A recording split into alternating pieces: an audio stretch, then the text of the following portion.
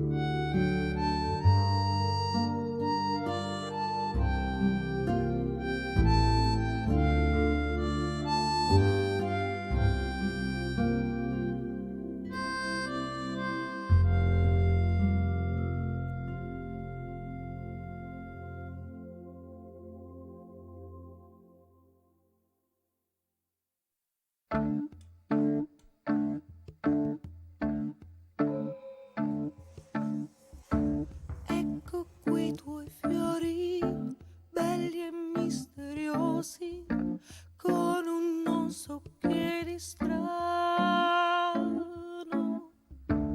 E per questo io li ho messi in un vaso a forma di corpo umano.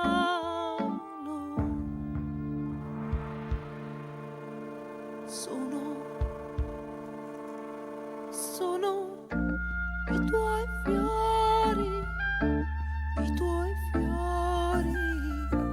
fiori per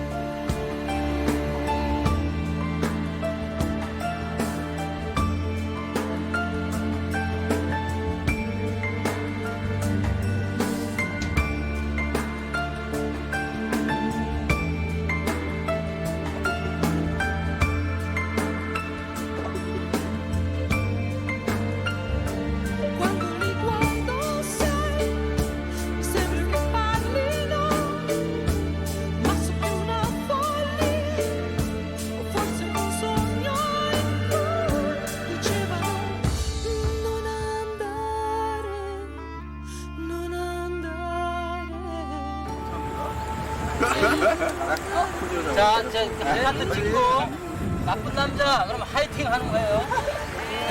몇 명이라는지 내가 세워볼 거야. 하나, 둘, 셋. 하고요. 자, 하나, 둘, 셋. 하나, 둘, 셋.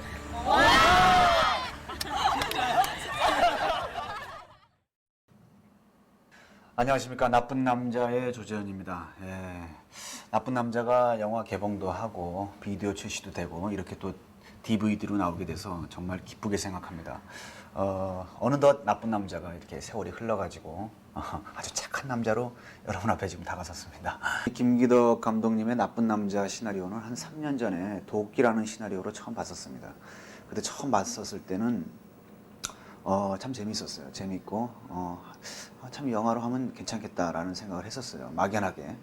근데 이 역할을 내가 막상 이 한기란 인물을 연기한다고 생각을 하니까 답답했습니다. 예, 그건 뭐냐면 이 인물이 우리 주변에 흔히 살펴볼 수 있는 그런 인물은 아니었던 거죠. 그리고 이 줄거리의 흐름도 사실적으로 흘러가다가 후반부에 가서 감독의 그 주관적인 생각이 개입이 됩니다. 하지만 연기하는 사람은 또 사실적으로 연기를 해야 되죠. 그래서 상당히 힘들었습니다. 그래서 저는 이 인물을 우리 주변에 가까이 볼 수 있는 그런 창녀촌의 오빠의 느낌이 아니고 새로운 인물을 만들겠다라는 생각을 했습니다. 하지만 무작정 새로운 인물을 만들 수가 없죠. 그래서 이 한기라는 인물이 영화에 등장하기 전에 과연 어떤 깡패의 느낌이었고 이 사창가에서 어떤 느낌의 한기로 성장해 왔을까를 많이 생각을 했습니다. 그래서 아마 내 머릿속으로는 어렸을 때부터 이곳에서 태어나지 않았을까. 그리고 아버지를 모르지 않았을까. 그리고 자기가 처음 눈 떠서 알게 된 여자도 창녀가 아니었을까. 그리고 자기가 누나라고 불렀던 여자도 창녀라고 하지 않았어. 창녀이지 않았을까.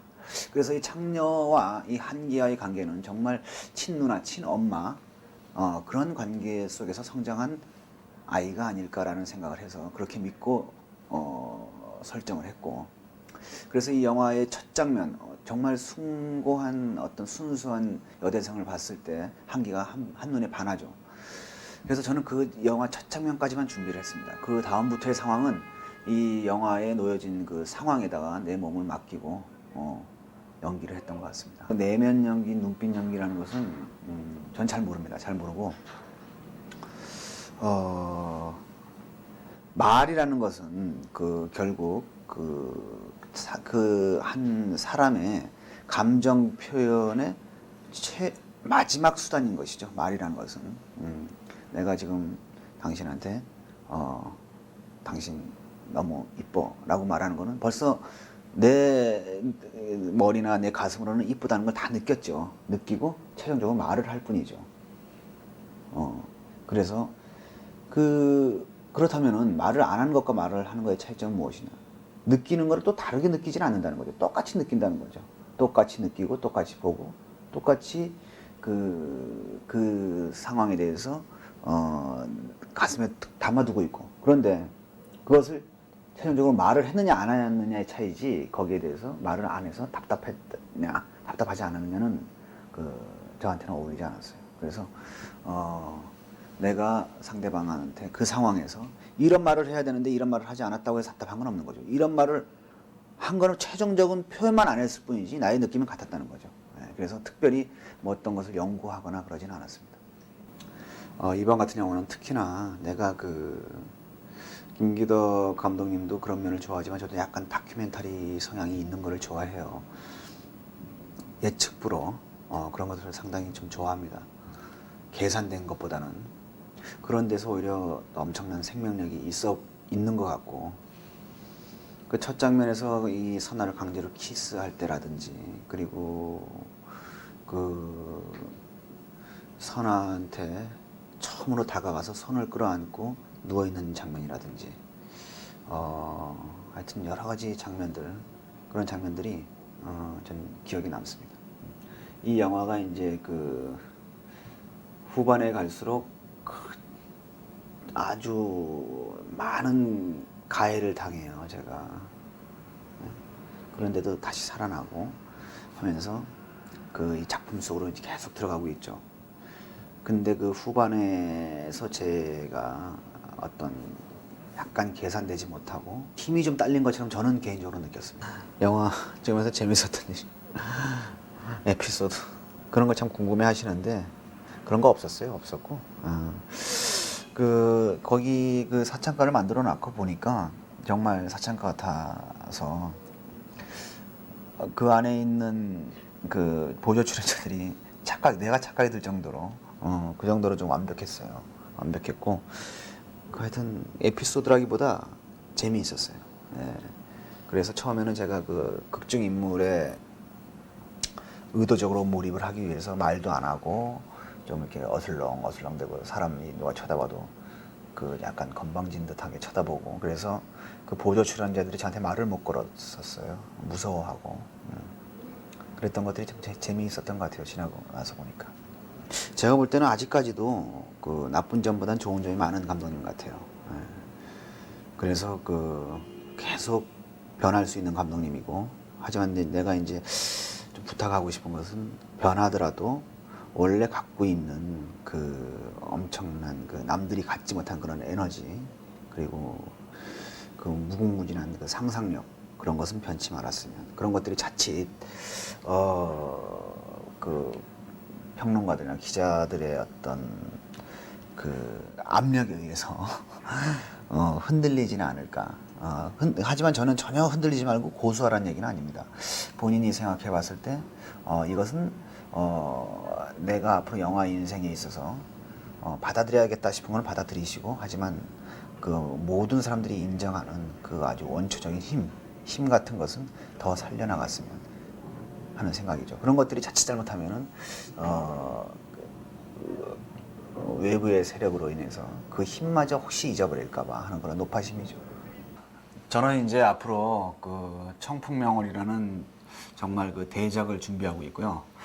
이 작품을 위해서 지금 많이 준비하고 있고, 그리고 전 앞으로 계획이 그렇습니다. 그 김기덕 감독님과 같은 또 다른 어떤 작가주의 성향을 갖고 있는 신인 감독들과의 작업을 게을리하지 않을 겁니다. 그건 지금 당장 올해 내년에 뭘 할 거냐 그 계획이 아니고 앞으로 제가 어떤 배우, 어떤 모습의 배우로 성장하든지 간에 그것을 병행할 것입니다. 이번 기회에 다시 한번 여러분에게 그 약속을 전하겠습니다. 안녕하세요. 나쁜 남자에서 선아 역을 맡았던 서원입니다. 평범한 그냥 밝고 순수한 대학생이에요. 거기서 어떤 타인에 의해서 자기가 원하지 않는 삶의 방향으로 자기 인생이 그렇게 그쪽으로 빠져버리는 그런 역할. 연기 활동을 많이 한 것도 아니고 이제 막 시작하는 단계인데 학교에서 작업해보는 것만 해도 그래요. 쉬운 역할은 없는 것 같아요. 뭐 발랄한 청순한 여대생 어떻게 보면 이런 게 더 어려울 수도 있고, 그러니까 나와 가장 많이 흡사한 그런 부분이 있는 그런 캐릭터가 가장 쉬운 것 같고, 이번 선아라는 역할 그쵸? 그 평범한 역할은 아니기 때문에 어떻게 보면 굉장히 어려운 역할이다라고 하실 수도 있는데 오히려 평범한 역할이 더 어려운 것 같기도 해요. 예, 대선배님이시죠. 근데 처음에는 좀 많이 무서웠어요. 그리고 다가가기가 힘들었어요.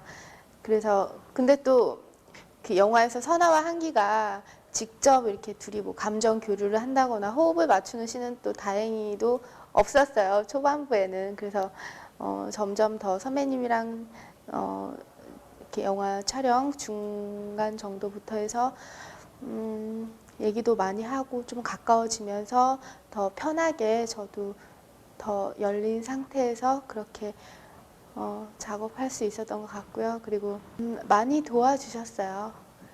그러니까는 그분의 그 존재 자체로도 제가 선아를 연기하는 데 많이 도움이 됐죠.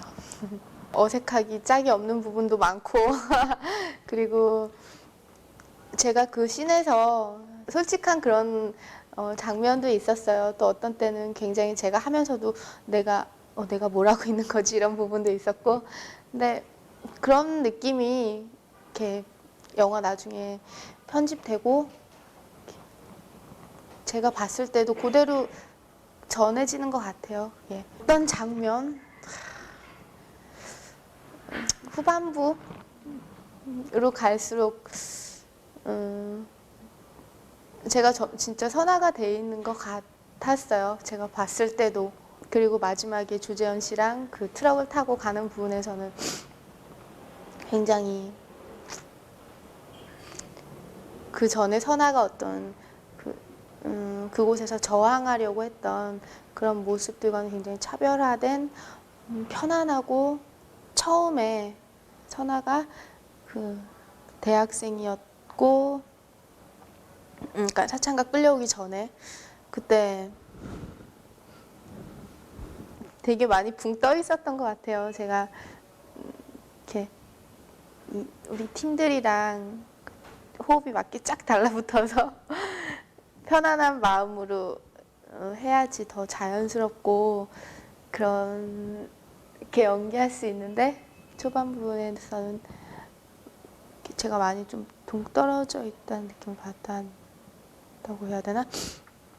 그래서 좀 많이 튀었던 것 같아요. 그게 내가 보면서도 왜 저래 못 빠지겠네 막. 그리고 오히려 중후반부부터는 그냥 제가 보면서도 그냥 편안한 느낌인데 앞으로 나아지겠죠. 촬영 기간 동안 저는 사람들이랑 이렇게, 제가 좀 원래 낯을 많이 약간 가리는 성격인데 사람들이랑 얘기도 많이 하고 싶고, 막 저쪽에서 언니 오빠들은 재밌게 얘기하면서 막 거의 파티 분위기로 어떤 날은 놀고 있어요. 근데 나도 가서 너무 같이 끼고 싶어. 그런데 글쎄요. 그냥 나는 선하다라고 이렇게 생각을 하고 그렇게 실제로 했던 것 같아요. 제가 그렇게 했어요. 그래서 그런 부분에서 더 많이 스태프분들이나 연기자분들이랑 더 가깝게 친해질 수도 있었는데 그런 부분이 좀 아쉽기도 하지만 그렇게 했기 때문에 그나마 그래도 선아가 어떤 거기서 고립되어진 듯한 그런 게 좀 보였던 것 같아요. 보였나요? 모르겠어요. 그런 것 같아요. 감독님이 워낙 성격 자체가 너무 빠르시니까 이렇게 즉흥적으로 굉장히 순발력 있게 대처해야 한다는 그런 것들이 좀 약간 힘든 그런 게 있었는데, 그래도 뭐 어떻게 보면은 그게 더 좋았던 것 같기도 해요. 저뿐만 아니라 대부분의 연기자분들한테 그냥 맡겨주셨던 것 같아요. 그래서 그다지 뭐 그 캐릭터나 그 어떤 상황에 대해서 이렇게 여쭤보면 이렇게 막 구체적으로 말씀을 해주셨다기보다 그냥 정말 느끼고 열린 상태에서 실제로 받아들이게끔 그렇게 해주셨어요. 그래서 오히려 더 좋았던 것 같아요. 저는 그냥 글쎄요, 아직까지 확실하게는 말씀 못 드리겠고요. 도전하고 싶어요. 도전하고 자기가 정말 보는 것만큼 느끼고 알잖아요. 그래서 더 많은 것을 보고 느끼고, 아직 하나하나 배워갈 나이니까, 이제 막 시작이니까. 그래서 나중에 영화를 통해서 찾아뵙게 될 수도 있고, 또 다른 어떤 분야를 통해서 찾아뵐 수도 있을 것 같은데 믿고 쭉 지켜봐 주세요. 예, 감사합니다. 은혜 역할을 맡았던 김정영이라고 합니다. 그러니까 여주인공 선화가 이렇게 한기 일당한테 돼갖고 끌려오는 사창가에 그 집 포주예요. 여자 포주. 어떻게 보면 굉장히 전형적인 인물이기도 하고요. 한없이 너그러운 것 같으면서도 같은 여자지만 어떻게 보면 선아 입장에서는 굉장히 무서운 그런 대상이기도 한 그런 언니 역이죠. 그런 포주 역이에요. 실제로 대사가 그렇게 많은 것도 아니고 말씀하신 대로 은혜가 뭐 장면이 막 이렇게 많아가지고 뭐 분석하기가 뭐 그러지는 못했고 그냥 제 생각에 감독님 말도 그렇고 말씀도 그렇고 그냥 뭐 좀 건조한 표정일 것 같고 그러니까 어느 정도 뭐 세상의 쓴맛 단맛을 다 본 그렇게 나이는 많지 않지만 어떻게 보면 그런 경험을 많이 해서 뭔가 이렇게 초월한 듯한 이런 표정들 있잖아요. 그런 게 있지 않겠냐라고 그때 감독님도 말씀하시고 그렇게 해보려고 했는데 잘 안 됐어요. 힘들었어요. 저는 특별히 김기덕 감독님 영화에 나오는 여성상이 아주 문제다 이런 생각을 별로 해본 적이 없었어요. 그들도 영화를 이렇게 그 전에도 영화들을 볼 때 왜냐하면 그렇게 말하려고 치면 여감독이 만드는 여성상이던 지금 현재 한국에서 만들어진 영화들 봤을 때 그렇게 흡족하게 마음에 드는 여성상을 담아내고 있는 영화를 많이 못 봤거든요, 사실은. 그렇게 따지면 많은 영화들이 굉장히 구체적이지 못하고 피상적이고 그래요. 근데 이제 김기덕 감독님이 유독 욕을 많이 먹으시는 것 같아요. 근데 또 이제 또 여자들을 다룰 때 물론 그냥 어떤 생각을 했냐면 처음에 대본 리딩하고 이런 거 할 때도 좀 구체적이지 못하다라는 생각을 했어요. 그 선아도 그렇고 은혜도 그렇고 그리고 굉장히 인물들이 어둡잖아요.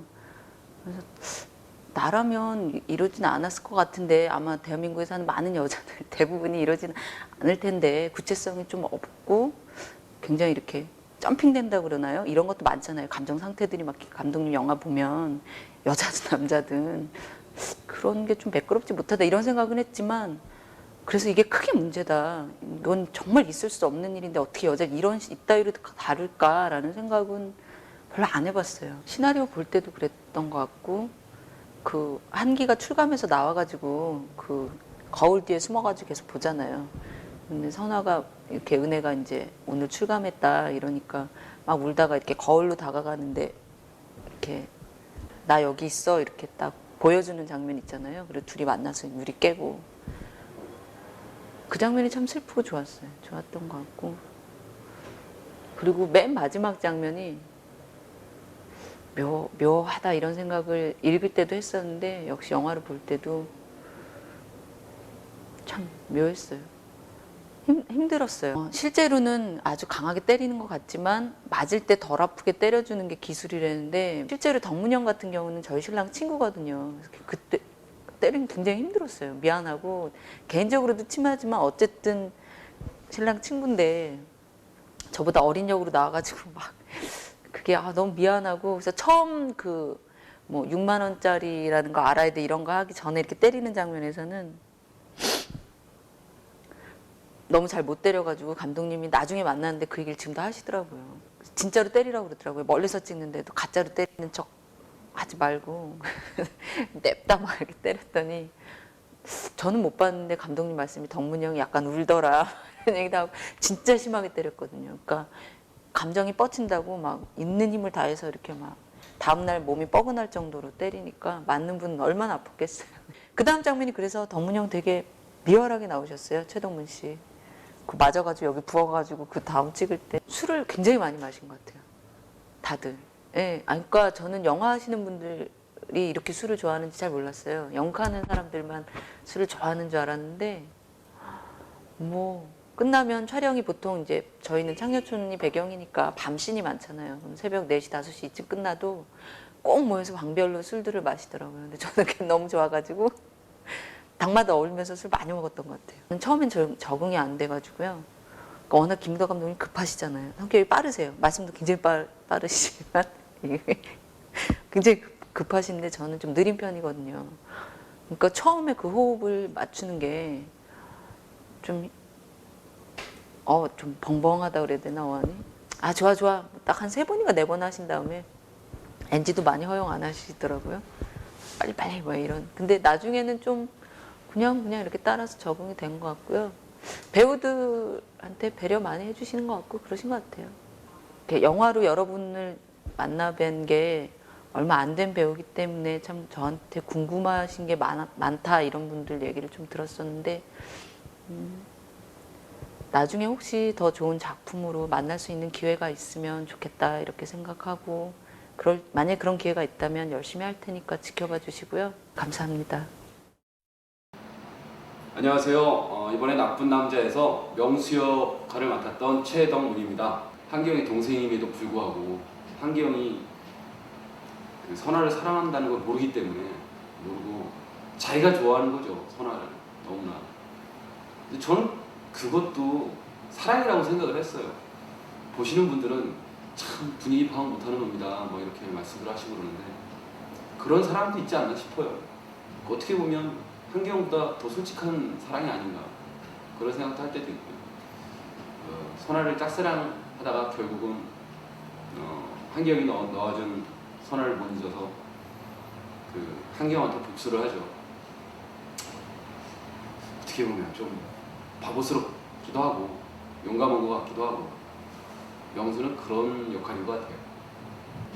워낙 감독님께서 편하게 연기하는 거를 좋아해서 솔직히 이게 지금 내가 제대로 하고 있는 건가 라고 구분이 안 갈 정도로 편하게 했어요. 굉장히 쉽게 했고 남들이 이렇게 얘기하면 남들이 욕할 텐데 정말 편하게 했어요. 근데 연기 같지 않게 정말 그렇게 했는데 이제 한기영한테 대들다가 맞는 장면이 있었어요. 포장마차 막 부수고 막 그게 한 번에 오케이가 돼야지 만약에 이게 안 되면 다시 찍을 수가 없더라고요. 다 부시는 거기 때문에. 그래서 재현이 형이랑 같이 얘기해서 이렇게 하자 이렇게 하자 다 얘기한 다음에 내가 네 배를 진짜로 때릴 거다. 배에다 뭐라도 책이라도 한 번 넣고 있어라. 그 씬을 놓고서 그냥 한 번에 다 찍었어요. 근데 다 찍고 나서 이렇게 딱 누워있는데 누워있자 그 누워있는 상태에서 또다시 제가 일어나서 가는 장면이거든요. 거기까지 가는데 진이 빠지더라고요. 한 번에 긴장해서 했더니 진짜로 맞고 그랬더니 진이 빠지더라고요. 근데 그거 다 찍고 딱 누워있는데 다른 분들이 다 오셔서 괜찮아? 괜찮아? 막 그러는데 속 시원해. 뭔가 좀 한 것 같다는 생각이 막 들더라고요. 근데 막상 영화를 딱 보니까 그렇게 오버 아니야? 막 이런 생각도 좀 들고 그 장면 되게 열심히 찍었어요. 재밌었어요. 정말 긴장해서 정말 연기처럼 하려고 했었던 것 같아요. 저 잊을 수가 없는 거예요. 제가 30년을 넘게 살면서 귀싸대기를 그렇게 세게 맞은 적이 정말 없어요. 어찌나 세게 후려쳤는지 그 컷하면 다시 찍어야 되잖아요. 그 김정영 씨한테 컨테이너 박스 안에서 맞는 거하고 나중에 선화방에 들어가서 선화한테 맞는 거하고는 나중에 이제 후시 녹음하러 갔는데 그 녹음하시는 분께서 이 소리만 따로 땄다가 다른 영화에 편집할 때 집어넣어도 좋겠다. 너무 명쾌하게 잘 들린다. 어찌나 아팠는지 나중에 다 찍고 나서 컷 딱 했는데 저도 모르게 이렇게 눈물이 이렇게 딱 나는 거예요. 하도 아파서. 제일 쪽팔린 건 이렇게 얘기 되나? 좀 그랬던 건 감독님이 딱 나가면서 덕문이 우네? 딱 그랬는데 저도 모르게 눈물이 나는 거예요. 하도 아파서. 잊지 못하는 장면이면 평생 잊지 못할 것 같아요. 그렇게 맞았던 거. 김정현 씨가 이 영화 찍기 전에 제가 얼마 전부터 권투를 배웠어요. 이 친구가 운동하겠다고 휘두르는 게 거의 예수의 경지죠. 짝! 정경 씨 고생하셨습니다. 처음 영화를 저 다 찍고 나서 부산에서 봤어요. 부산 국제영화제 때 처음 가서 봤는데 솔직히 못 보겠더라고요. 그러니까 제가 스크린에 나오는 것도 굉장히 어색하고 그래서 저만 나오면 저도 모르게 고개를 숙이게 되는 거예요. 부끄러워라 정말. 그러다 서울에 올라와서 영화를 2번을 더 봤어요. 더 보고 나니까 그제서야 이제 좀 영화를 볼 수 있더라고요. 누가 뭐래도 영화도 예술인데 그리고 감독님들에 대한 감동 예술이라고도 하는데 그 색깔이 제대로 나오는 게 7번째 나쁜 남자가 아닌가 싶어요. 그리고 좀 다른 면이 있었다면 드라마가 굉장히 좋았던 것 같아요. 여태껏 지금껏 김기덕 감독님 작품 중에 드라마로 봤을 때는 가장 흥미진진했었던 것 같아요. 보면서 지루하지 않고 다음이 어떻게 될까 이렇게 나도 모르게 이렇게 얘기에 빠져 들어가게 되는. 그리고 무엇보다도 음악이 단연 압권이었지 않았나 음악 너무 좋았어요. 참 기대하지 않았던 영화였어요. 저한테는 개인적으로 보면 본격적인 데뷔작이라고 할 수도 있는데 굉장히 편한 마음으로 찍었었고 어떤 흥행이나 저의 뭐 기대치를 높이는 그런 작품이라고 생각하지 않았었는데 뜻밖의 너무 많은 분들이 이 영화를 보시고 좋아하시고 또 반감을 가지신 분들도 계시고 하신데 이런 영화도 있고 영화의 한 모습이 이거니라고 생각해 주시면 아주 감사드릴 것 같아요. 많이들 찾아주셔서 너무나 감사하고요. 저는요 지금 명필님에서 YMCA 야구단이라는 영화를 찍고 있습니다. 거기 지금 좌익수로 1905년도 조선 최초의 야구단이라 굉장히 촌스러울 거예요. 머리도 많이 길고 그 영화를 촬영 중에 있습니다. 아마 올 추석 때쯤이면 개봉을 하지 않을까. 그때는 아마 좀 덜 떨어진 명소보다 좀 무게 있는 아마 좌익수가 나오지 않을까 생각을 해요. 그때 또 뵙겠습니다. 감사합니다. 나쁜 남자의 정태로 나왔던 김윤태입니다. 정태란 인물은 사창가에서 한기란 인물이 있으면 어떤 장려촌을 다스리는 건달 중에 한 명인데 그 건달 아래에 있는 동생인데 정태란 인물은 뭐 우리가 영화에서 쉽게 보는 좀 과묵하고 의리 있고 그리고 때로는 이제 자신보다도 남을 위해서 희생할 줄 아는 그런 역할로 저는 대본상에 봤는데 좀 표현이 잘 안 돼서 어떤지 모르겠습니다. 사람에겐 누구나 이중적인 면이 있다고 생각하는데 저는 이제 실례로 제가 사람들하고 이제 대화를 하다 보면은 낯선 분들한테는 제가 이제 굉장히 우울하고 좀 차갑지는 않지만 이제 아무튼 정태에 좀 가까운 면이 있다고 보일 수도 있는데 또 이제 가깝고 잘 아는 사람들한테는 굉장히 활발하고 즐거운 성격의 소유자구나라는 얘기를 해요. 근데 제 생각에 정태란 인물은 뭐 누구나 갖고 있는 그 내면 속에 양면성 중에 한 면을 제가 끄집어내서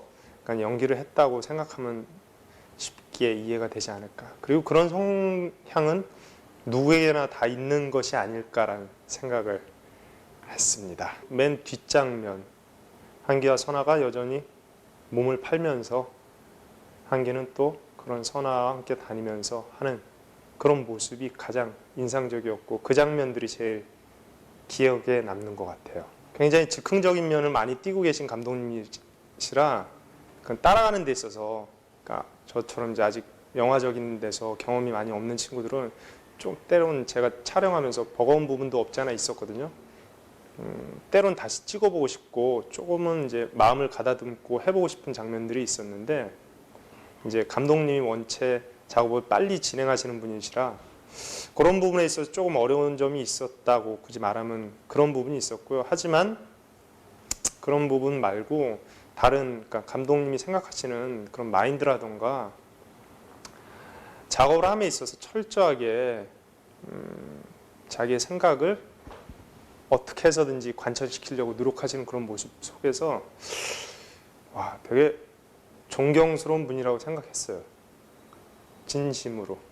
그리고 저 개인적으로 김기덕 감독님하고 한번 작업을 했지만 다음번에 또 불러주신다면 언제든지 가서 참여를 하고 싶은 마음이 있어요. 그리고 굉장히 재밌는 분이라고 생각해요. 만약에 본인들이 찍다가 좀 부족하거나 그런 면이 있으면은 언제든지 다시 얘기를 해라. 그러면은 그게 때론 자기 역할이 보이기 위해서일지라도 만약에 그렇다면은 언제든지 나는 수용할 마음이 돼 있다, 자세가 돼 있다라고 말씀을 하셨는데 막상 촬영에 들어가니까는 너무 빨리 찍으세요.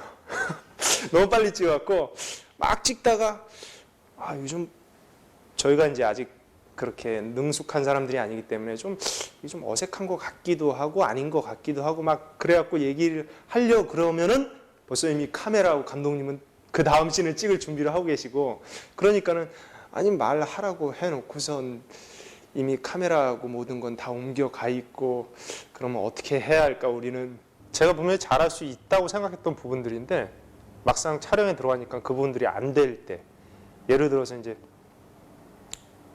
눈물을 흘리거나 그런 게 그렇게 어렵다고 생각한 적이 없거든요. 실은 때로는 진짜 한 3초 안에 딱 울 수도 있고 막 그런 경우가 많았었는데 막상 옆에 이제 카메라가 있고 조명기가 들어와 있고 그리고 여러 스태프분들이 있고 그 사람들이 느껴지는 상황에서 그 연기를 한다 하니까는 감정이 안 되더라고요. 그러니까 낯선 사람들이 제 주위에 아주 가깝게 와 있으니까는 그 공간 자체에 낯선 그런 어려움 때문에 쉽게 했던 것들조차도 좀 제대로 하지 못했던 거 아닌가 그런 아쉬움이 있어요. 세트장에서 촬영을 했는데 주 무대가 창녀촌이기 때문에 여자 배우들이 많이 있잖아요. 그러다 보니까는 이제 또 젊은 여자 배우들이 또 이렇게 아주 야한 옷들을 입고 있으니까는 주로 남자들이 거기에 넋을 빼앗겨 갖고 정신 못 차리고 있는 모습들. 그래서 그 명수 형하고 저하고 그 모습을 보면서 역시 남자들은 그런 생각, 그런 얘기하고 또 밑에 촬영장에서 한번 그래? 거기 촬영하는 데가 그런 데야? 하고 또 이렇게 올라와서 구경들을 하고 그랬던 기억들이 있어요. 지금 정태의 모습, 화면상의 정태의 모습과 지금 저의 모습이 좀 보셨을 때 저 친구가 저 친구인가? 라고 의구심이 들 정도로 좀 많이 변해 있을지도 모르겠습니다. 지금 사람들은 또 전혀 못 알아보시더라고요. 그때 그 화면상의 모습과 지금 제 모습이. 너무 많은 노력은 하지 않겠습니다. 왜냐하면 제가 너무 정신없기 때문에. 그러면 제가 할 수 있는 만큼의 노력을 다 해서 다른 모습으로 또 찾아뵙겠습니다. 감사합니다. 이제 뭐 발상 같은 경우는 그게 일단 계급 사회잖아요, 한국이. 그 계급 사회인 한국 사회에서 우리가 살아가는 데 있어서 계급에서 우리가 먼저 이렇게 느껴지는 편견, 이 사회의 어떤 직업적 구조에서 그런 편견을 얘기를 하고 싶었어요. 그 편견이 얼마나 이렇게 이 사회에서 별별 없는 것이고 그것이 얼마나 허위적인지 그런 걸 말하고 싶은 게 이제 주제였는데 그러다 보니까 그 소재를 이제 깡패와 여대생이라는 구조로 갖고 그것이 물론 그 계급의 가장 높은 건 가장 낮은 것의 어떤 그런 건 아니지만 이 사회에서 가장 보편적인 인생을 실패한 사람들이 깡패 창녀라면 인생을 이제 정기적으로 가는 사람들이 대학생 뭐 이런 어떤 이분법적인 구도로 볼 때 이제 그렇지 않았을까. 근데 그것이 가장 큰 발단이었어요. 사실 거기 어떤 의미를 준비하고 그렇게 라트를 간 건 아니에요. 그러니까 그 검은 바탕에 빨간 점이라는 그런 문제를 제가 참 좋아해요. 사람들을 만나면 검은 바탕에 검은 바탕에 빨간 점이 있다. 그럼 당신은 빨간 점을 선택할 것이냐, 검은 바탕을 선택할 것이냐, 뭐 그런 질문을 많이 해요. 그 다음에 예를 들어서 빨간 점을 선택할 것이다. 그럼 반대로 또 질문을 제가 또 내거든요. 그렇다면 빨간 바탕에 검은 점이 있다면 당신은 무엇을 선택할 것이냐. 글을 쓸 경우에 답은 한 서너 가지 나오거든요. 이 크기를 선택하는 사람들은 바탕을 선택할 것이고 포인트, 점을 생각하고 그런 사람들은 이 색깔을 떠나서 점을 선택할 것이죠. 그 다음에 반대로 바탕과 점을 선택할 경우는 색깔을 선택하는 게 되죠. 그러니까 각 한 서너 가지 유형이 나오는데 거기에서 이제 그 사람들의 태도를 저는 이제 보는 그런 걸 가끔 장난처럼 물어보는데 여기서 이제 검은 바탕에 빨간 점이라는 것은 그러니까 이 주인공으로 살고 싶으냐 아니면 보편적인 인간으로 살고 싶으냐라는 어떤 그런 거죠. 제 입장에서는. 그런 데에서 이제 그 질문을 전 던지는 거죠, 관객한테. 당신은 빨간 점을 선택할 것이냐, 검은 바탕을 선택할 것이냐. 대사를 썼고 그것은 연기자가 시나리오 읽을 때 그 느낌을 갖게 하기 위해서 썼죠. 이제 영화를 찍으면서 다 뺐지만 이제 능력 있는 미술 감독이 있으면 시켜요. 근데 그게 아니라 예를 들어 이것은 내가 해야 되겠다. 아무도 모르는 어떤 상황들일 때가 있잖아요. 영화의 장면이. 파란 대문 같은 경우가 그런 거고 이거는 이제 그 미술 감독들을 그런 아가씨들 거리에 몇 번 보내가지고 보고 와라.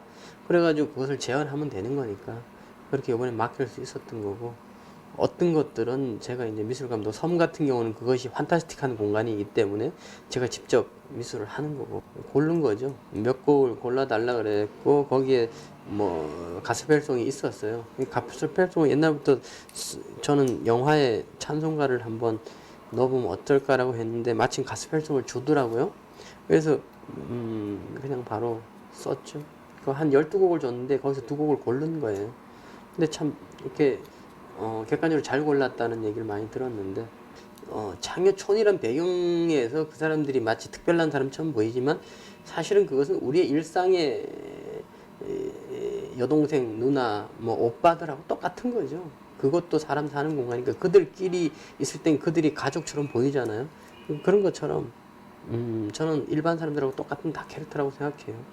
굳이 나누자면 이제 은혜는 그쪽 바닥에서 어릴 때부터 아마 창의로 살았고 나중에 포주로서 이렇게 아가씨들 관리하는 직업을 할 것이고, 정태는 또 그 똘마니로서 거기에 한기 부하로 와가지고 잘 적응 못하면서도 또 결국은 보스를 위해서 희생하는 그런 캐릭터고, 명수는 또 똘마니긴 하지만 선배가 좋아하는 여자를 자기도 좋아해서 끝내 비극적 인물이 되는 그런 뭐 전형적인 영화적 구조의 캐릭터들이죠. 근데 그 사람들이 결국 관객의 동정을 받느냐 못 받느냐 문제인데, 저는 관객의 애정을 받는다고 생각해요. 그런 캐릭터들이야말로. 왜 그러냐면 솔직하기 때문에. 보통 깡패 영화들은 핵칼로 찌르고 강목으로 좁히고 더 이상 그들을 설명해 주지 않거든요. 정말 나쁜 집단처럼만 표현하고 있거든요, 많은 영화들이. 근데 여기서는 그들의 내면 세계, 내면의 피곤함, 또 가난함을 보여주기 때문에 그런 면에서 충분히 따뜻한 캐릭터들이다. 왜 그러냐면 영화를 찍다 보면 이걸 꼭 놓치면 안 된다라는 장면이 있어요. 연기자들이 제가 미안하지만 연기자들한테 말해주고 싶은 건, 연기자들은 자기가 준비되면 다 됐다고 생각해요. 자기가 지금 완벽한 연기를 한다고 생각하는 그 순간을 찍어주길 바래요. 근데 연출자는 아니에요. 그거는 너무나 만들어진 거기 때문에 자기가 준비한 이 정도면 이거 이제 내가 제대로 이 역할을 하는 거야 라고 믿는 그 순간을 저는 싫어해요. 그거는 완벽한 것이 아니라 완벽하게 만들어진 거기 때문에 그 전 단계, 그러니까 약간 모르고 하는 단계, 그것이 저한테는 더 리얼해요. 예를 들어 거기 선아가 막 발악하는 장면 저는 막 서둘러요. 야, 연기자 절대 손대지 마라. 연기자 지금 감정이 빠져 있다. 그리고 리허설을 안 시켜요. 리허설 시키면 리허설 시킬 때 다 울고 말아요. 다 울고 막 발악할 거 다 하고 나중에 김이 빠져가지고 이제는 테크니컬만 남는 거죠. 전 그런 걸 싫어해요. 그래가지고 그 전에 급하게 막 서둘러서 찍어버려요. 근데 그 사람들한테는 그게 좀 장애가 되겠지만 저는 그게 더 리얼하고 사실이라고 생각해요. 또 활이라는 게 있고, 뭐 내년에 일본 여자 천왕에 대해서 하고 싶은 것도 있고, 뭐 지금 일본도 헌팅 갔다 오고, 뭐 해안선 때문에 동해안, 서해안 군부대도 지금 헌팅 다니고, 뭐 활도 섬에 계속 헌팅 다니고 여러 가지 뭐 해요. 지금 봄, 여름, 가을, 겨울도 저기 청송에 헌팅 갔다 왔고 몇 개가 머릿속에 돌아다니는데 가장 먼저 하는 게 하겠죠. 뭘 할지는 모르겠어요. 근데 1년에 올해 한 편을 할 수 있을지 없을지도 모르죠. 저는 하게 되면 하겠고, 그러니까 중요한 건 제가 그날 일거를 만들어서 저는 하는 거예요. 근데 이게 이제 결국 여러 가지가 맞닿아야죠. 첫째 제작비, 둘째 연기자, 셋째 이제 그 스태프들, 이런 모든 게 준비가 될 때 영화 촬영을 들어가는 것이지 제가 준비한다고 되는 건 아니에요. 결국은 영화는 이제 협력에 대한 힘이지 하나의 독단에 대한 힘은 아니거든요. 결국 감독만 스포트라이트를 받는 거죠. 저는 그게 불합리하다고 생각하지만 어쩔 수 없는 거라고 생각을 해요, 가끔. 사실은 감독만큼 고민하는 사람은 없거든요. 그러니까 그런 피곤한 직업을 선택한 것에 대해서 가끔 후회하긴 해요. 많은 사람들이 그래도 넌 스포트라이트를 받지 않느냐, 뭐 그래도 그렇다 그래도 정말 피곤한, 그리고 늘 긴장감과 그 두려움이 있어요. 영화를 못 만들지도 모른다는 두려움, 이 영화가 괜찮지, 이 영화가 재미없는 영화일 수도 있다는 두려움, 긴장감, 그리고 지금 내가 잘하고 있는지 잘못하는 건지에 대한 어떤 혼란스러움, 이런 것들은 늘 있어요. 그렇다고 해서 영화가 어느 관객 하나가 당신 영화 좋았다고 해서 그건 완벽하게 좋은 영화가 아닌 걸 또 알고, 또 반대로 당신 영화 정말 별거 아니다 이런다고 해서 내 영화가 나쁘다고 생각하지는 않아요. 그러니까 객관적으로 뭐 한 50점만 넘으면은 못 만든 영화는 아니라고 생각을 하려고 그래요, 저는. 처음에 이제 김기덕 감독님 작품 의뢰받고 김 감독님이 배로 사무실 가기 전에 뭐 의뢰껏 김기덕 감독님이 연출하시는 작품의 톤들은 뭐 아주 예사롭지 않은 뭐 어떤 색깔이 강한 작품들이어서 마음에 각오는 하고, 역시 또 예사롭지 않겠구나 하는 마음을 가지고 사무실을 가서 이제 그 시나리오를 받고 집에서 읽어봤는데 뭐 김기덕 감독님 작품이어서보다는 상당히 충격적이었어요. 이건 참 보편적이지 않은 시나리오구나. 그래서 시나리오를 읽고 예사롭지 않는 색깔과 톤들이 이 작품은 맞겠다라는 생각을 하고 거기에 의해서 컨셉을 잡게 됐죠.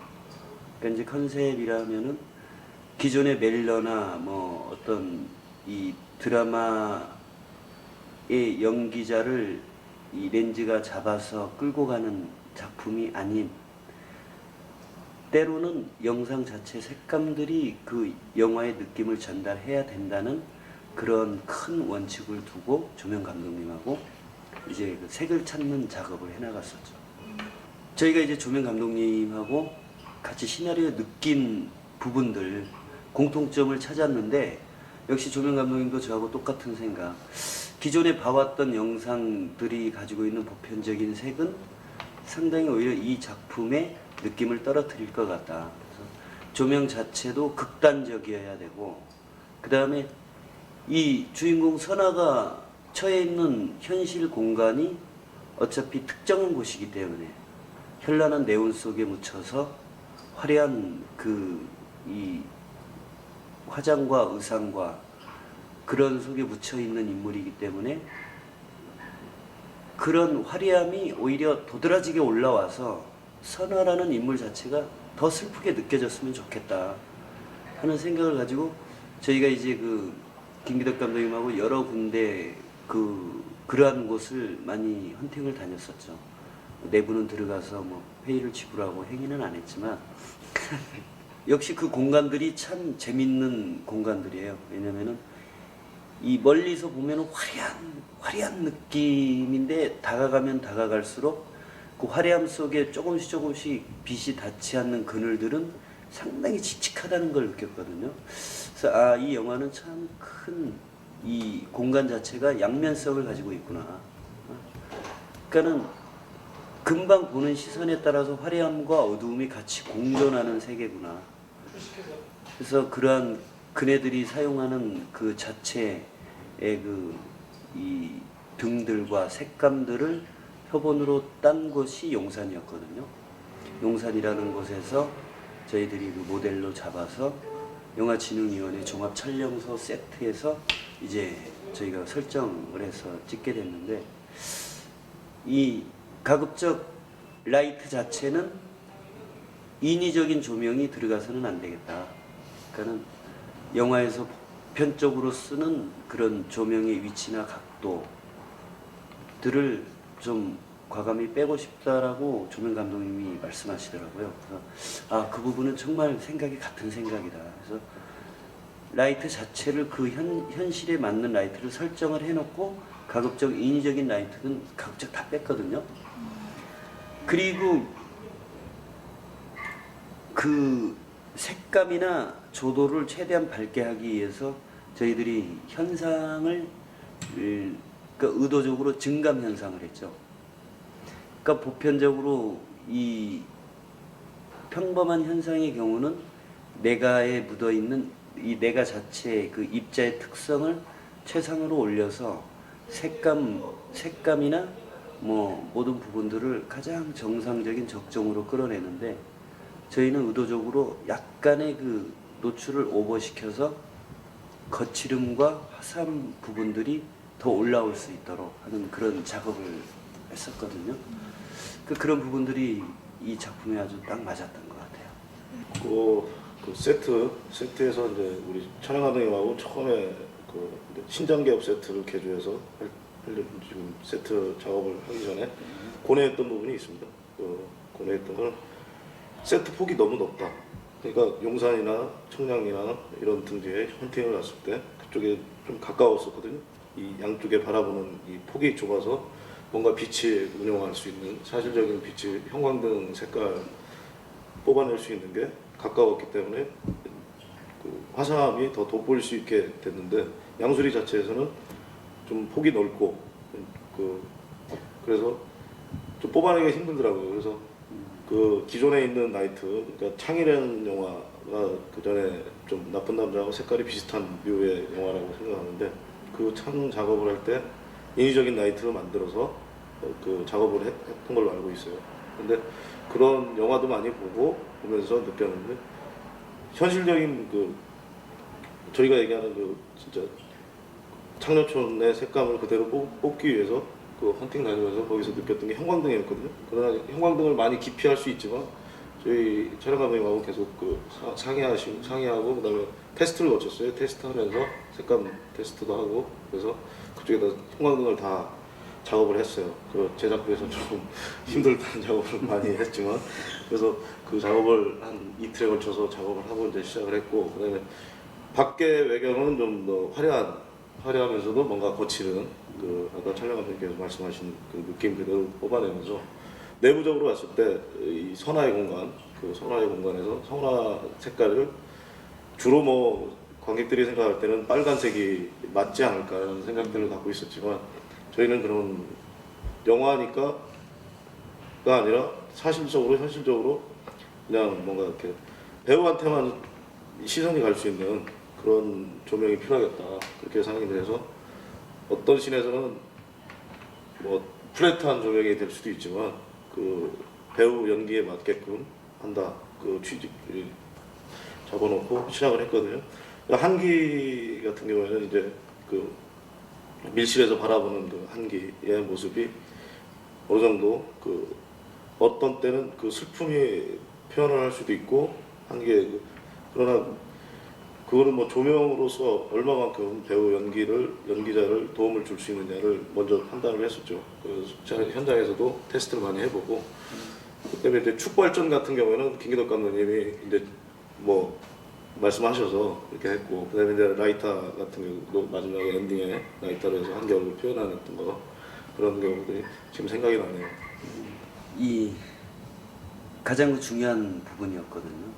왜냐면은 그게 영화를 끌고 가는 가장 큰 맥이었기 때문에 그래서 저희들이 이 여러 가지 방법들을 생각을 했었거든요. 일단 구조가 가지고 있는 공간이 특이하기 때문에 그래서 저희 이 훔쳐본다는 시선 자체가 상당히 그 객관과 주관이 같이 때로는 같이 섞일 때도 있고 관객의 객관으로 넘길 때가 있고 철저한 그 관찰자의 시점의 주관을 빌릴 경우가 그 세 가지 중에 과연 어느 쪽을 택해야 될 것이냐를 좀 감독님하고 이렇게 그러니까 구체적이지 않은 좀 피상적인 얘기들을 많이 했어요. 왜냐면은 그 양반이 가지고 있는 제 개인적인 생각에는 뭔가 문제를 얘기할 때 이렇게 툭툭 던지고 그냥 서로가 그 던져지면은 같이 받아서 얘기하고 느낌으로 그냥 끝내버리는 상황이었거든요. 근데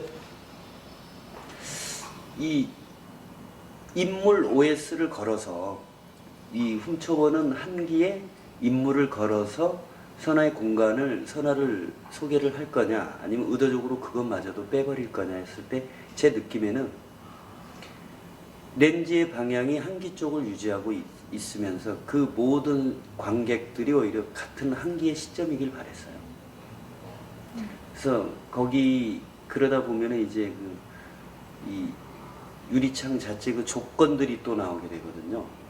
왜냐면은 이건 이제 현장 촬영의 진행 방식의 기술적인 부분일 수도 있겠지만 우리가 이 여러 가지를 생각했거든요. 가령 그 유리를 빙자한 그 이 칸막이의 공간에서 한기가 봤을 때 그 유리의 정도를 어떻게 처리할 것이냐. 그래서 사실적인 그 유리를 붙여서 방 안에서는 그 유리를 응용을 하는 방법과 그 다음에 특수 처리 코팅된 그러한 그 유리와 같은 용도를 하는 부분들이 있거든요. 그걸 붙여서 안쪽에서 바라보면 그냥 투과될 수 있는. 그래서 가급적 그 부분은 저희들이 이 처음에는 유리를 설정했다가 그것마저도 빼버리고 그런 그 특수한 어떤 그건 반사될 수 있는 그런 걸로 계속 붙박이로 붙여놓고 카메라만 왔다 갔다 하면서 운영을 하게 됐었죠.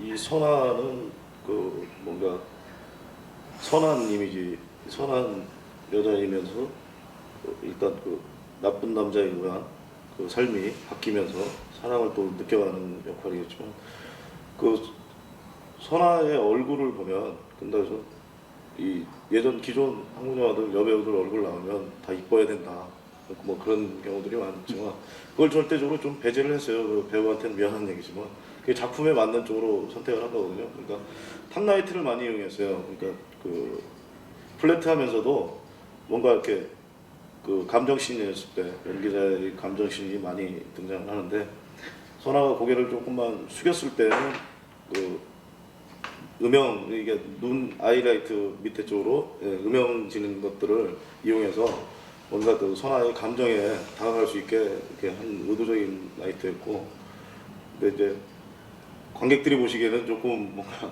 어떻게 판단을 섰을지 모르겠지만 제가 작품 시나리오를 읽으면서 촬영 감독님하고 그 인물 캐릭터에 맞춰서 조명을 컨셉을 정했을 때 선아의 컨셉은 좀 뭔가 그 백치인 듯하면서 그 사랑을 느낄 때는 좀 더 그 강한 이미지를 좀 심어줘야 되겠다 해서 그렇게 설정을 한 거고 그다음에 한기 조명 같은 경우에는 좀 극단적인 조명이 많이 있었을 거예요.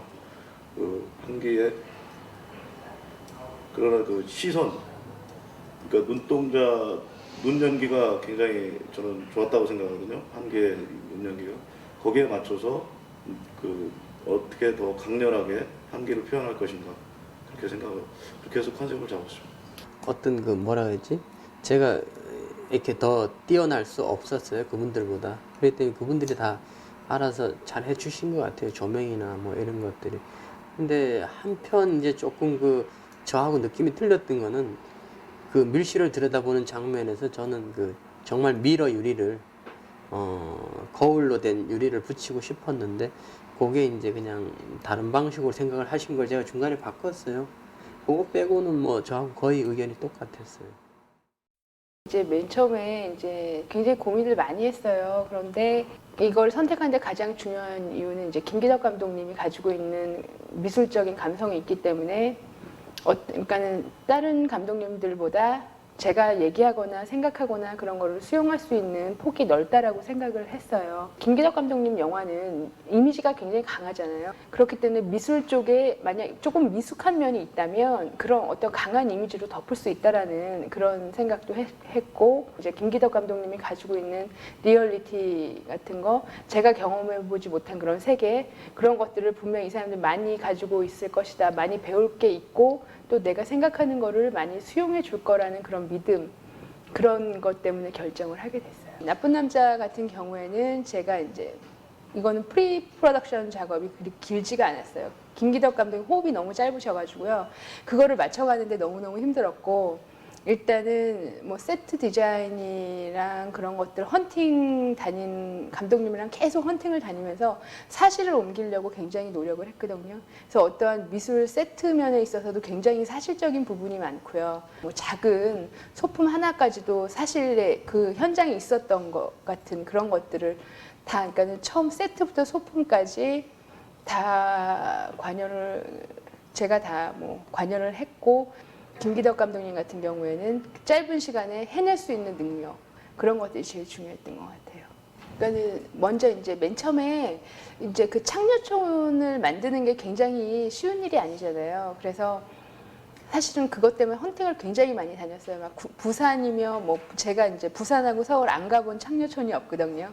그리고 나중에 이제 서울로 결정이 되고 원래 이제 양수비 세트장 신장기업 세트의 G자라고 결정이 난 후에는 거의 뭐 하루가 멀다 하고 용산하고 청량리를 맨날 돌아다녔어요. 근데 거기는 왜 그렇게 돌아다녔냐면 사진을 찍을 수가 없으니까 기억을 해야 되거든요. 그러니까 계속 보려고 계속 돌아다니고 몇 바퀴씩 맨날 가서 돌고 그랬는데 이제 그런 막 오밀조밀하고 복잡하고 그런 분위기를 과연 낼 수 있을까? 사실적인 분위기를 낼 수 있을까? 선화방 같은 경우에는 저는 글쎄요. 그런데 어떤 제가 남자가 아니기 때문에 이게 정확한 파악인지는 모르겠는데 제 생각에는 약간 판타지가 있는 것 같아요. 그러니까 그런 방에 대한 어떤 사람은 뻔하지라고 생각할 수 있을 수도 있지만 저는 이게 모텔이 갖는 어떤 그런 판타지가 있듯이 그런 창녀들이 갖는 방의 판타지도 제 생각에는 있는 것 같아서 그 방에서는 좀 약간 어떠한 뭐 벽지라든지 모든 면들이 조금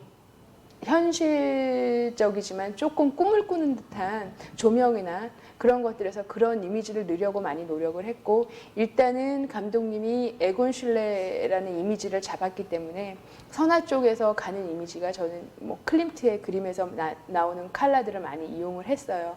그래서 그렇게 해서 이미지를 잡아가는 과정들, 그리고 이제 집이 너무너무 많았기 때문에 거기가 40채가 넘었거든요. 그러니까 그거를 정말 다 완벽하게 하는 거는 저희가 또 저예산 영화였기 때문에 힘들고, 그래서 선화업소 같은 경우에는 제가 이제 뭐 작은 소품 이런 것도 굉장히 많이 만들었어요. 그러니까는 저는 저희 사무실에서도 막 그걸 오만원이라고 부르는데, 제 작업실이 있는데 작업실에서 막 일한 친구들을 막 이거 다 끼워라, 그 굿을 막 제가 다 끼고 그래서 발을 만들었어요. 근데 그게 이제 굿을 5만알 꼈다고, 예, 그 이름이 5만알이에요. 그래서 뭐 사람들이 그 친구들이 보면 감독님 5만알 많이 나와야 돼요, 막 다 이러고. 컨테이너에 대한 이미지는 사실상 제가 생각해내지 못한 감독님이 생각해낸 이미지인데요. 그래서 그 컨테이너를 이렇게 컬러링 하는데 굉장히 오래 걸렸는데, 그거를 이제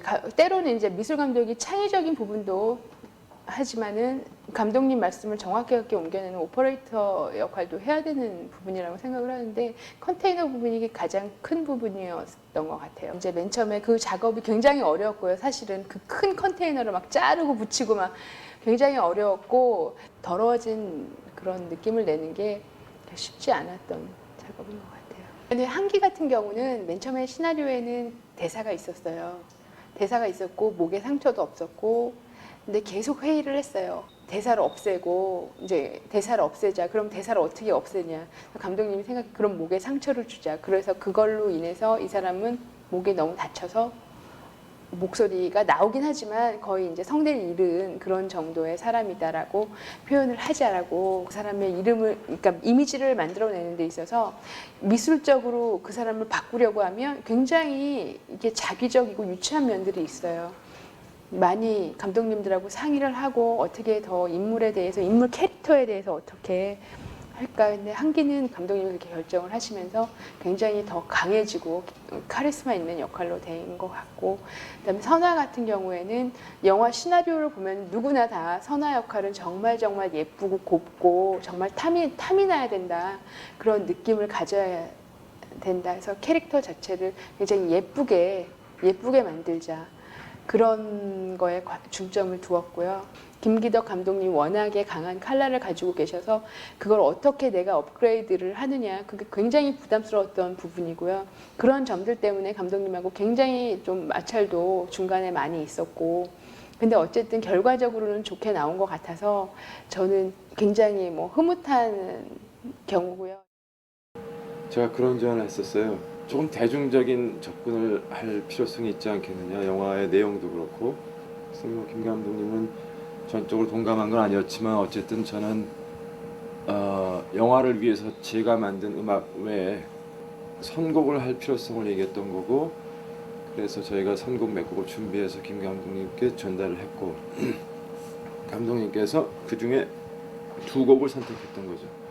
그러니까 좀 뭐라고 할까요, 팝 또는 가요적 음악을 영화에 접목시키는데 우리는 합의를 받고, 나머지 음악은 특별한 음악적 색깔을 유지해야겠다 이런 생각은 없었고요. 그래서 분위기를 맞추는 데 주력하려고 했었던 것 같아요. 특히 한기라고 하는 주인공이 선화를 훔쳐보는 그런 장면에 음악으로 분명히 뭔가를 해줘야 되는 상황이죠. 근데 그 캐릭터가 갖고 있는 특성 때문에 분위기 잡기가 참 힘들었었어요, 작업할 때. 쉽게 얘기해서 저는 그냥 바라보는 입장에서 음악을 표현하고 싶었고, 감독님은 조금 더 아마 한기의 입장을 표현해 줄 수 있는 음악을 원했던 것 같아요. 제 개인적인 생각은 영화 자체가 갖고 있는 강력한 어떤 메시지 때문에 음악까지 거기에 메시지를 좀 더 부각시키려고 하는 그런 작업을 할 필요성은 별로 못 느꼈었죠. 근데 이번 영화에서는 제가 조금 제안을 했죠. 최소치의 상황 음악도 좀 적용을 시키자. 사실성이 결여될 위험성은 있지만 제 생각으로는 이번 영화만큼은 한번 좀 그런 시도도 간간히 하면 어떻겠느냐.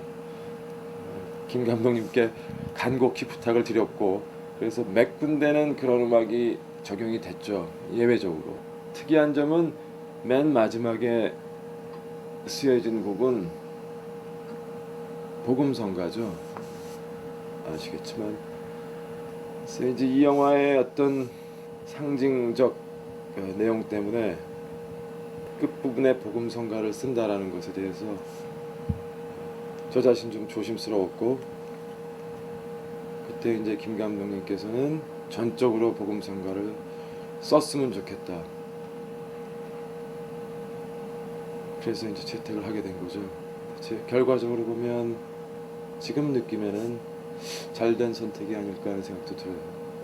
에타스콜러의 곡은 김 감독님께서 들으시고는 마음에 들어 하셨고 굉장히 비쌌습니다, 사용료가. 그럼에도 불구하고 영화사와 감독님의 협조하에 그 곡을 쓸 수 있게 됐고 잘 맞았던 것 같아요. 한기 또는 선화, 두 사람의 어떤 감정을 적절히 도와줄 수 있는 곡이 아니었나 하는 생각합니다. 개인적으로는 누구의 테마 뭐 이렇게 어떤 특정 음악으로 특정 캐릭터를 가두고 싶진 않아요. 그래서 음악까지 굳이 그 사람의 캐릭터를 또 규정 지어야 되는 건지, 어찌 보면 전형적인 영화 음악의 패턴이기도 한데 저는 별로 그런 방식 좋아하지 않아요. 물론 일관성의 유지, 전체적인 작품의 어떤 흐름을 일정하게 유지하는 데는 그러한 어떤 특정 모티브 또는 특정 테마가 차지하는 비중이 꽤 클 거라고 예상합니다만, 어떤 한 개인을 어떤 한 음악으로 딱 묶어 놓는다라는 건 조금 어쩐지 좀 부담스러울 때가 있어요. 여러분이 영화를 보시면서 과연 음악을 느꼈을 수 있었는지 제가 작업한 거 얘기하는 겁니다. 에타스콜러나 마지막 곡, 그 두 곡의 선곡을 제외한 부분에 대해서는 아마 여러분이 음악이 있었는지 없었는지 잘 기억을 못할 거예요. 물론 뭐 때로는 음악이 압도적으로 나설 수 있는 상황이 발생도 합니다만 이번 영화에 걸쳐서는 딱히 그런 부분은 없었던 것 같고, 가급적이면 영화 음악이라는 게 튀지 않을 수 있게끔, 그야말로 스며들 수 있게끔 음악은 그야말로 보조적인 수단으로 자기 역할을 했다고 봐집니다.